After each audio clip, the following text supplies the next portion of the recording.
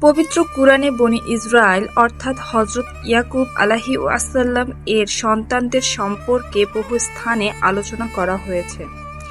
তারা ছিলেন এমন এক জাতি যাদের উপর আল্লাহ অসংখ্য নিয়ামত দান করেছিলেন, নবীদের প্রেরণ করেছিলেন এবং একসময়ের বিশ্বের নেতৃত্ব দিয়েছিলেন। কিন্তু তাদের সীমালঙ্ঘন, অহংকার এবং সত্য প্রত্যাখ্যানের কারণে আল্লাহ তাদের উপর ভয়াবহ শাস্তি প্রেরণ করেন। কুরআনের ১৭ নম্বর সূরা বনী ইসরাইল এর আয়াত ৪ থেকে ৭-এ আল্লাহ স্পষ্টভাবে বনী ইসরাইলের দুইবার ফাসাদ ও তার শাস্তি বর্ণনা করেছেন। সূরা ইসরা আয়াত ৪। আর আমি বনী ইসরাইলকে কিতাবে জানিয়ে দিয়েছিলাম যে তোমরা দুনিয়াতে দুইবার ফাসাদ সৃষ্টি করবে এবং বড় অহংকার দেখাবে। প্রথমবার তারা নবীদের হত্যা, শরীয়তের অমান্যতা ও ঘৃণ্য কার্যকলাপে লিপ্ত হয়। তখন আল্লাহ তাদের বিরুদ্ধে একদল শক্তিশালী বাহিনী প্রেরণ করেন, যারা তাদের ঘরবাড়িতে হানা দেয়, ধ্বংস করে দেয় জেরুজালেম।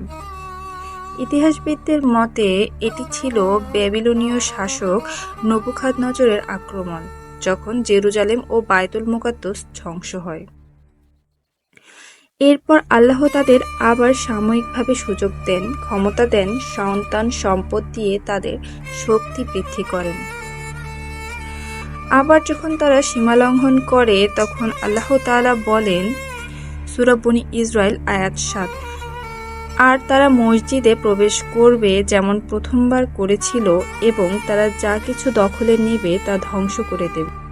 ইমাম ইবনে কাসির ও অন্যান্য মুফাসসিরগণ ব্যাখ্যা করেছেন, এটি দ্বিতীয় ধ্বংসযজ্ঞের দিকে ইঙ্গিত দেয় এবং এর মধ্যে ভবিষ্যতের মুসলমানরা বিজয়ের ইঙ্গিত রয়েছে। আধুনিক ইসরায়েল রাষ্ট্র ১৯৪৮ সালে প্রতিষ্ঠিত হয়, যা একটি রাজনৈতিক ও ভূ-রাজনৈতিক বাস্তবতা। অনেক ইসলামী চিন্তাবিদ বিশ্বাস করেন যে বনী ইসরায়েলের বর্তমান ফাসাদ, ফিলিস্তিনের নিরীহ মানুষ হত্যা, মসজিদের অবমাননা, দম্ভ ইত্যাদি ভবিষ্যতে সেই দ্বিতীয় পতনের পুনরূপ হতে পারে, যার কথা কুরআনে ইঙ্গিত দেওয়া হয়েছে।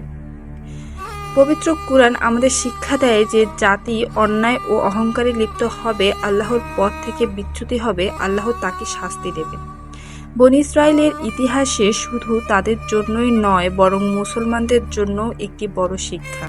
এবং সর্বশেষে বনী ইসরাইল আয়াত ৭-এ বলা হয়েছে, তোমরা ভালো কাজ করলে নিজেরই উপকার করো আর খারাপ করলে নিজেরই ক্ষতি করো।